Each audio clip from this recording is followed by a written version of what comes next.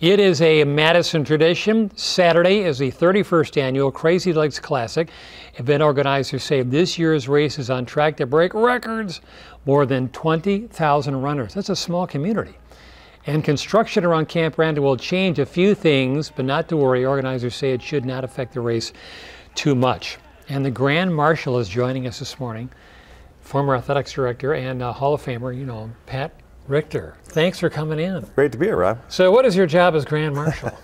I think you got to work on the wave, I think, yeah, it is probably. But no, we get up, get it started and along the square and get everybody primed. You know, there's probably over 20,000 people there. In 2010 was the record at 20,400. And this year we might cross the 250,000 mark. So basically, just kind of be there. It's more of an honorary thing, but certainly it's a great pleasure given the fact that it's named after Albert Hirsch.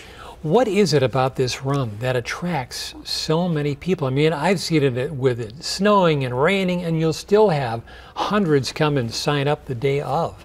Well, that's right. I mean, you do have a pre-sign and a Friday night sign, and there's also on-site signing. And I think a lot of people wait for the weather, and that's important. As you mentioned, I think one year we had the run and the game, and I think a rowing, a regatta, and about 14, 15 inches of snow, and so it was crazy. But it looks like we've got some good weather coming, and so I think a lot of people just, they talk about it, they think about it, and all of a sudden the day is here and say, hey, let's go up there. And it starts at 10 o'clock, the wheelchair at 9:45, so there's different segments.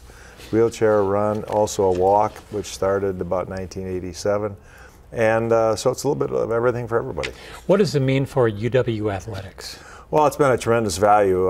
Years ago, when I was the athletic director, we kind of turned it over to the W Club, and they've done a terrific job with it. But it's raised hundreds and hundreds of thousands of dollars. It's given great awareness. It's one of the top runs in the country, one of the top 100, and so very visible. But it's just kind of a symbol that kickstarts the spring, and in this case, even the spring game. Do you have any special memories from years past?